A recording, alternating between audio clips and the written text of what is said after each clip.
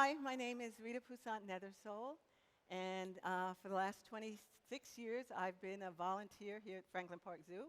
I'm an animal care volunteer and an education volunteer, and I'd like to talk to you a little bit about what I've learned here and how it can help you have a great zoo experience. But before I get started, I need to make a shout out because I need to say hi to Kit and Kiki and Gigi and Joe and Cambiria and Kimani, and to baby Aziza, because this is being simulcast to them in the gorilla exhibit, and they've taught me everything I know about taking care of gorillas, so hang in there, guys. I hope I do you right by you. I guess I should start at the beginning. I became a zoo volunteer. I lived across the street from the zoo, in fact, and I didn't really connect to the zoo. I'd been here, but I didn't really connect to the zoo at all. And one day, I'd had one of those, you know what, those soul-sucking days at work, you know, just miserable day at work. And at about noon, it had started to snow. And so my 10-minute commute became an hour-and-a-half commute.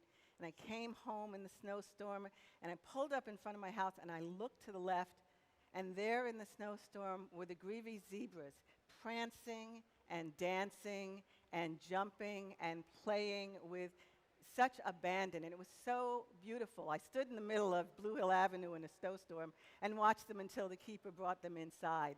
And that's when I knew I had to be involved in this, and I went and I volunteered. And that moment has defined my experience here at the zoo, because every day that I open the door and I come into the tropical forest, I know that I'm going to be dealing with moments of amazement, of beauty, of joy, of angst, as animals live and die here. You know that circle of life thing? It's real, and it happens every day here.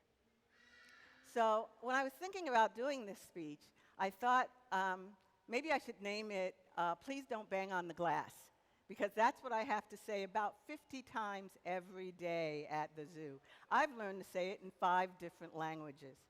And I have to do that because people come into the tropical forest and they see the animal doing nothing. And they want the animal to do something. And so they bang on the glass, they beat their chests, they yell at the animals, they hiss at the animals. And what tends to happen is you have one angry gorilla, or a gorilla who just gets up and leaves, because that's not really entertaining, and a disappointed guest. And so that's what I think I'd like to talk to you about is, I think people don't do this because they're mean people. They do it because they're looking for an interaction with the animal, and they want a real experience, but they just don't know how to do it. And so what I'd like to talk to you about is how to have a good zoo experience without banging on the glass. Okay? So I have kind of 5 rules for how to have a good zoo experience.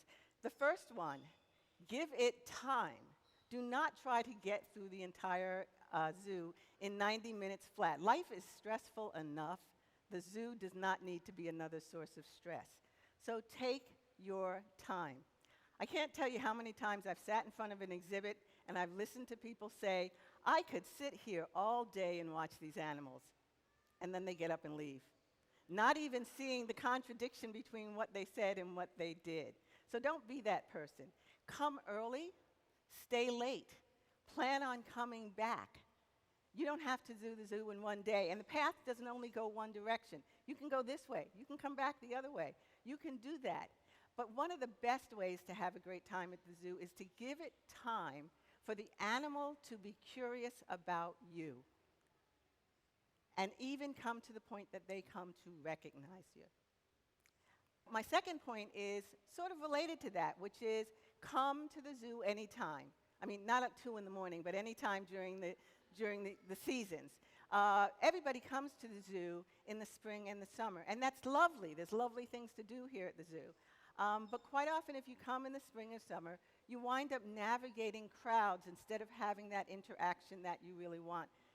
Franklin Park Zoo and Stone Zoo in particular have a really lot of things to do during the winter. So it's a really good time to come and have the animals all to yourself. And by the way, the animals are different in the winter. By the way, we're open every day of the year except Thanksgiving and Christmas. So, and the animals are here too. They don't go on vacation to Florida for the winter. Okay, so they're here. So I think that if you can come, and like I said, some animals get really interesting in the winter. Those red pandas who are really shy and quiet in the sun in June are a bunch of wild and crazy guys in the snow in February and are worth seeing. The third point that I'd like you to do is to come to the zoo with an open heart and an open mind, and not just towards the zoo, but towards the animals and towards each other, towards the other guests.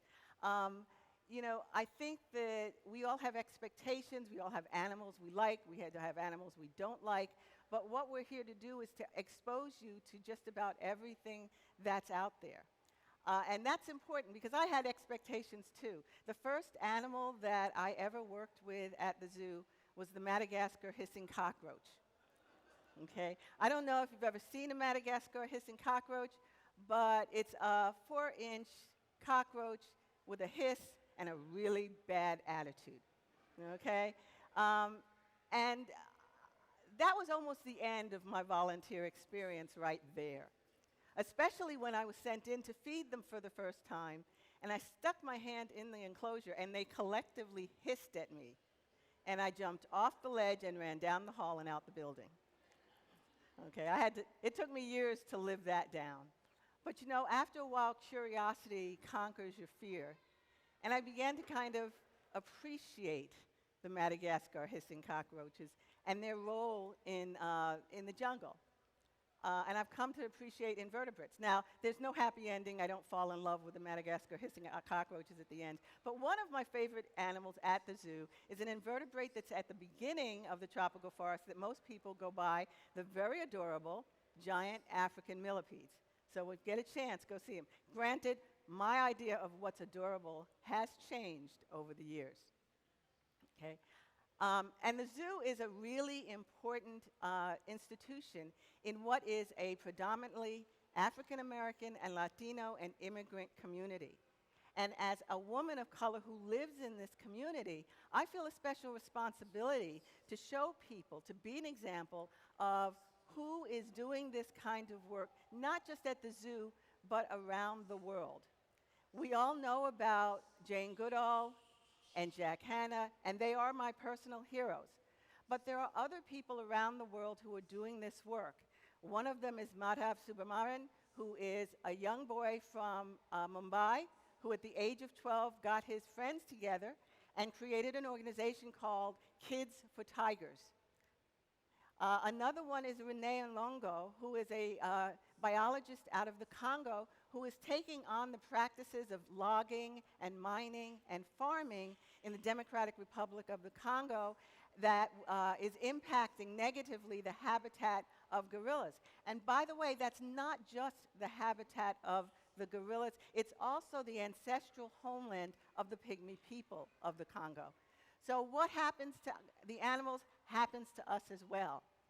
And finally, another person who's doing great work is Eduardo Saquesa, and he's doing excellent work in Nicaragua dealing with Baird's tapirs.